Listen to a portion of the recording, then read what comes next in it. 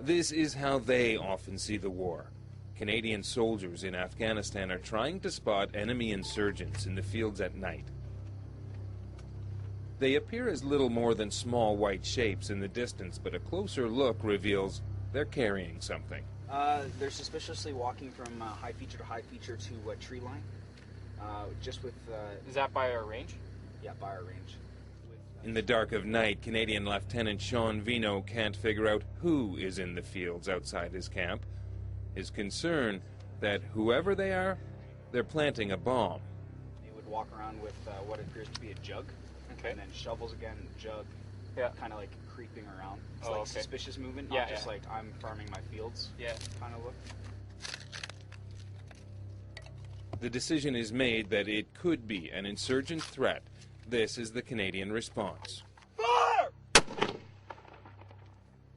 Right on, boys, perfect. This is the Panjwai district, where homemade bombs, IEDs, are the biggest single killer of Canadians. Fire! Fire! Fire! Still, without absolute proof they're planting a bomb, there's little Lieutenant Veinot can do tonight but light up the night and watch. Those could be local farmers out there in their own fields at night, and making friends with the locals is NATO's top priority in Afghanistan today, even if you're not sure who those friends were friends with last night. All right, sounds good. Let's do this.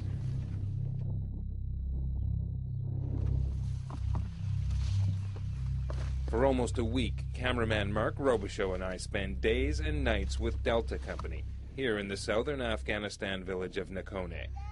During that time, we witness how the line between friend and enemy insurgent is murky, even mysterious, and always dangerous. Counterinsurgency is it's not the 100% the way of going and kicking in the door. It's more of a hearts and minds approach. Who we look for. Shawn Veinot is one of the Canadian soldiers here on the outer front lines of a counterinsurgency tactic which they call COIN. Here's how he describes it.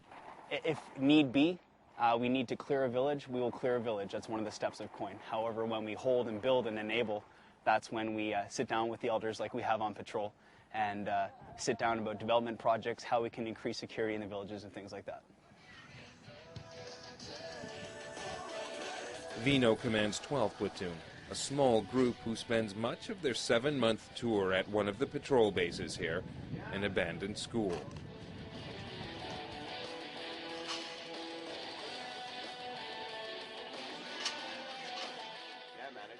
They're mostly Edmonton-based Princess Patricia's Canadian Light Infantry, and their job is to be a constant NATO presence in a place that's never really had one.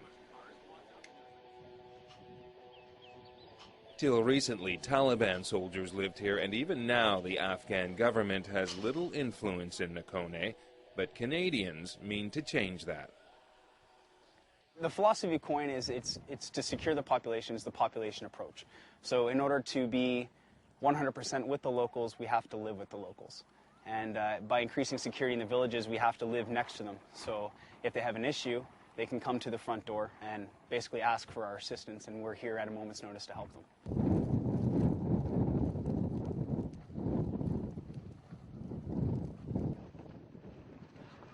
For these soldiers, the operation here is like any other war. Hard conditions, far from family. Daniel High sends belated greetings home to Surrey, BC. Hey Mom, I know you won't get this. It'll be after Mother's Day, but happy Mother's Day. And at every turn, danger is a constant presence.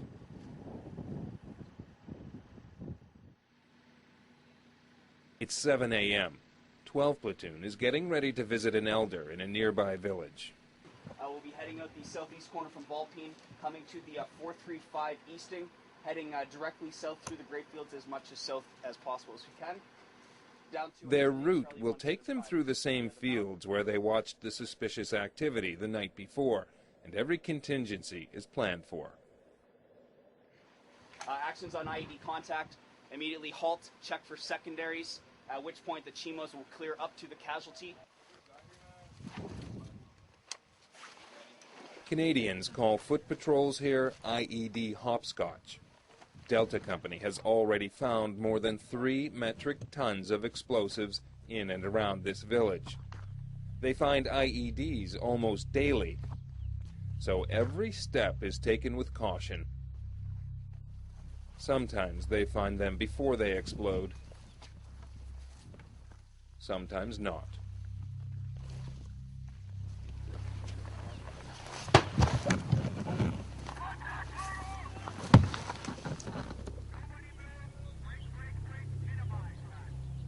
Up ahead, a young private has hit an IED. It's Danny High. He stepped on a plastic jug packed with explosives. The blast sends the patrol into a state of high alert, watching for a possible follow-up attack or a triggerman who could be nearby. Paul, watch those guys that were fucking over there. Yeah, that's smaller. Yeah, but it's to your front. It's to our front, so don't worry. Just watch them.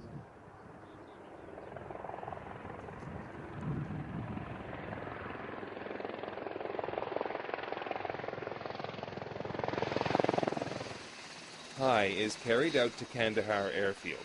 Miraculously, he survives the blast with minor injuries. He'll go home in one piece. Other members of Delta Company who left this way were far less lucky.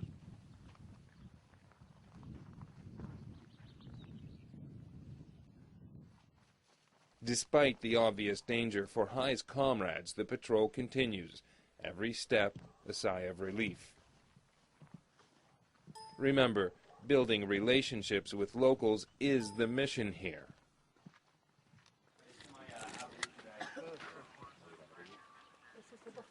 This is a man the Canadians trust. For their safety, we can't reveal his identity or the identity of an Army translator. Lieutenant Veinot and Delta Company Commander Major Wayne Niven speak for the Canadians. It's extremely important that the cooperation that we've established to date continues and only gets better. This man says he wants the Taliban fighters gone, but that they're still strong nearby and come here often to plant IEDs. Asked why he hasn't reported their activities, the man says the insurgents banned cell phone use. How did they know that there was a cell phone ban? Who told them, or did someone post a night letter, or how did they find out? Someone stuck a night letter on the door of the mosque 2 weeks earlier, it seems, and just the day before, a Taliban fighter smashed someone's cell phone in the street. Why is this all information that's just coming out now? I was here 3 days ago. You never told me anything about insurgent presence. You never told me anything about cell phone bans. Locals have to carefully weigh which side to take in this conflict. This man could face death if the Taliban knew he was cooperating with foreigners. Thank you very much for his time this morning. We understand that he does take a risk by talking to us, but we appreciate it.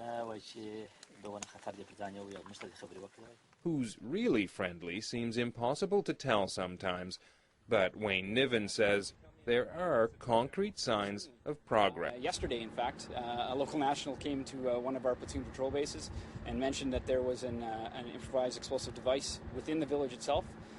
So we sent out a patrol and located the device.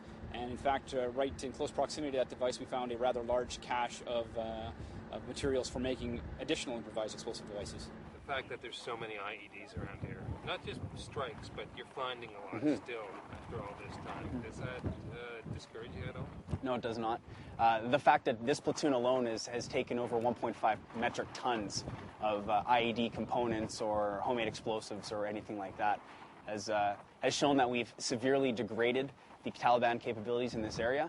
However, it's like anything, they'll continue to keep coming in and keep trying to threaten us with additional things that we continue to find. It's unlikely the costs of that success have been completely tallied yet. For these soldiers, explosions are just part of the stress. You guys have that, though? What? I've been cursed by like 7 gypsies in this country already. Oh, yeah, man. Especially for soldiers like these at ground level. His wife walked straight over me and just gibbered in my face, like, and then walked away. I was like, holy fuck! Do some spits, like, yeah, spits on the ground and shit, yeah.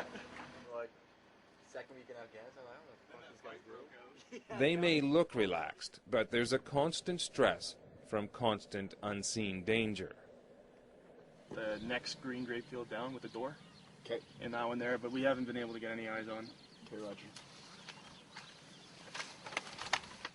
In broad daylight, someone has fired a shot at the patrol base from somewhere in the grape fields. Keep eyes on him. Yeah, roger.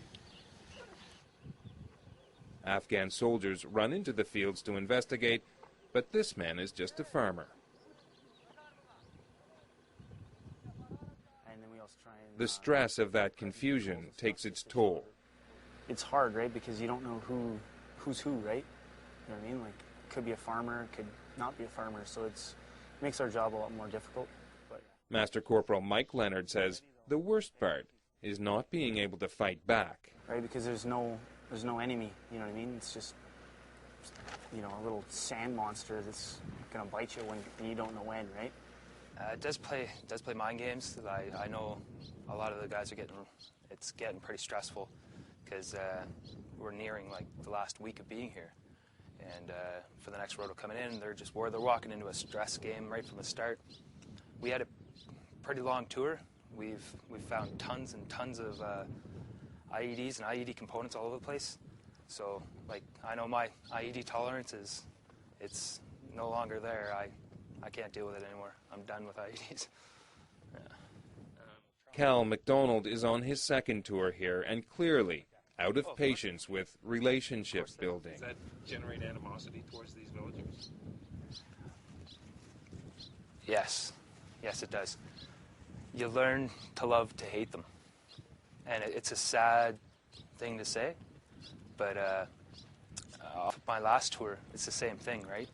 You learn to love to hate these people because you go out and one guy, you walk down the road and a guy that you've helped out, a guy that you've made sure his family is taken care of. Like we actually helped the village elder here, saved his son's life or his two nephews' lives on Christmas Day when they stepped on their own IED.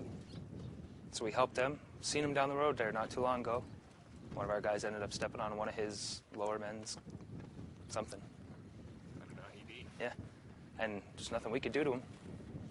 But so you think he knew it was there. And he just let us walk right over there, find it ourselves. Yeah. That attack killed Lieutenant Andrew Nuttall, 12 Platoon's first commander on this rotation, Shawn Veinot's predecessor. The man who allowed the soldiers to walk into the trap was a trusted elder.